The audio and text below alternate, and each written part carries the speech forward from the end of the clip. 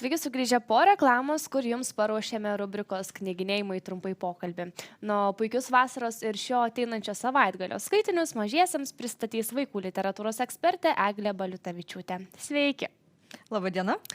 Ir mes turim čia ant stalo šiandien tokias vienos tematikos knygelės, nes ir tikrai neatsitiktinai, nes birželio 11 dieną šiais metais jau prasideda pasaulio futbolo čempionatas, tai viskas, ką mes turime, yra apie futbolą, ar teisingai suprantu. Visiškai taip. Vien tik knygos apie futbolą. Anksčiau mes jų turėjome be galo mažai, šiaip jau sporto tematika knygų vaikams ir labai džiaugiuosi, kad pastebėtas trūkumas, nes vienas iš būdų pritraukti vaikus prie knygų, rasti tokios temos knygų, kurios juos domina. Futbolas domina begalę vaikų. Žaidžia ir berniukai, ir mergaitės, kartu su tėvais ar seneliais žiūri futbolo rungtynės, čempionatus ir taip toliau. Ir jiems gali būti įdomu ir pritraukti juos taip galima prie knygų.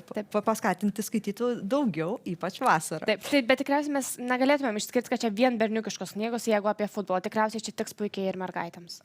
Taip. Tiek berniukams, tiek mergaitėms. Tai ir galim pradėti. Taip, pirmiausia, dvi panašios gana knygos savo struktūra, tai dviems be galo garsiems futbolininkams, Messi ir Ronaldo skirti pasakojimai. Ir tai yra pažintinės knygos, bet su begalė humoro elementų. Čia maždaug kaip beveik komiksuose galima sakyti pasakojama apie abiejų futbolininkų ir gyvenimą, jų gyvenimo aplinkybės, taip pat ir vertybės, kuo jie užsiema. Pavyzdžiui, Ronaldo žinome, kad labai užsiema labdarą ir jam rūpi įvairūs skauduliai pasaulio, jis tam daug skiria dėmesio. Taip, tai dalis knygos, bet aišku, didelė dalis yra skiriama pasiekimams futbolo aikštelėje, kokių įvarčių yra pelnę, kur, su kokia komanda kada žaidė, kur geriausiai pasižymėjo, už ką yra labiausiai vertinami ir taip toliau. Ir sakau, labai nenuobodu skaityti, aš nesu futbolo didelė fanė, bet man buvo labai įdomu paskaityti vien dėl to, kad kaip pasakojama, su humoru, bandoma atkreipti. Ir būtent tie įvairūs pažaidimai labai padeda įsiminti informaciją, nes tu nusijuoki ir galvoji, o kaip buvo smagu, ir aš žiūriu, o aš iš to juokiausi, aš prisimenu tą faktą. Žodžiu, tikrai labai smagios knygos vaikams jau nuo kokių šiaip 6 galėtų pradėti, jeigu su tėvais skaityti, o pradinukai jau ir patys savarankiškai tikrai įveiks šias knygas.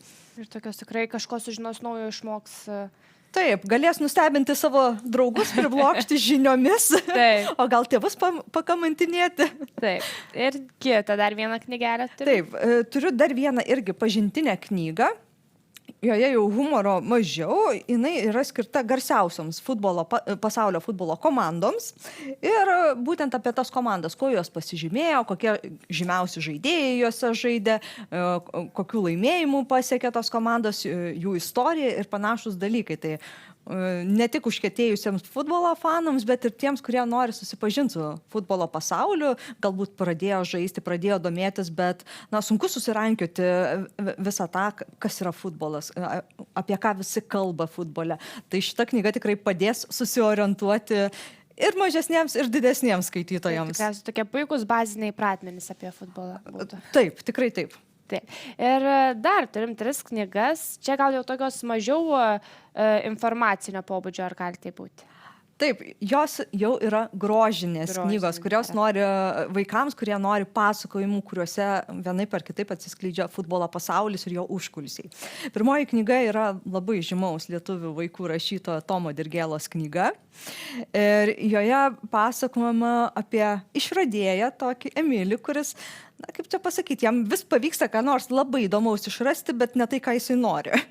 Taip sakant, vykęs nevykęs išradėjas ir visiškai atsitiktinai jisai sukonstruoja kamuolį, kuris jam paklūsta. Na ir aišku, dabar jis bus futbolo žvaigždė. Bet šitoje knygoje keliami labai svarbus klausimai, ar nugalėjimas, sėkmė ir taip toliau yra tikrai patys svarbiausi dalykai pasaulyje. Gal kai kas yra daug svarbiau ir, pavyzdžiui, būti savimi, neapsimetinėti kažkuo kitu ir panašiai. Ir šeimos taip pat vertybės, tai tokia, kur daug kurioziškų situacijų, humoro ir universalių vertybių, kurias verta išmokti ir įsiminti. Taip, ir dar viena knyga Nerealusis Leonas. Taip, šita knyga jau pasirodė pernai ir netgi spėjo jau būti pastebėta vaikų literatūros lauke. Jinai maždaug vaikams nuo 9 ar 10 metų jau yra tinkama. Ir už vertimą šita knyga pastebėta, nes buvo nominuota vienai paauglių literatūros premijai ir įtraukta į ilgą sąrašą. Šita knyga būtent paauglių kategorijoje. Tai toks vertingas pastebėjimas, kad ir dėl vertimo kokybės verta atsversti. Ji versta iš suomių kalbos, Viltarės Urbaitės. Ir tai pasakojimas apie Leoną. Paprastą berniuką, kuris darydavo tiesiog su draugais parke įvairius triukus su kamuoliu. Ir jį netikėtai pastebi agentas ir pakviečia į futbolo komandą prisijungti, Hammersmith, į futbolo akademiją. Na ir ten laukia dideli išbandymai jo, nes viena yra tiesiog gerai valdyti kamuolį, gerai žaisti futbolą, bet kita yra pamatyti, kas vyksta futbolo pasaulyje, kiek ten yra intrigų, kiek konkurencijos su kitais, nes kai kalbame apie jau profesionalus, ėjimą link profesionalų, ten jau yra ne tik pažaidimas ir smagumas, bet labai daug reikia darbo įdėti, atkaklumo turėti ir, aišku, susidurti su pavydu. Ir taip pat čia sprendžiamos tam tikros šeimos situacijos, paslaptys išaiškėja, tokia tikrai ir dramatiška, ir be galo daug futbolo aprašymų, situacijų, vaizdinių ir scenų turinti knyga.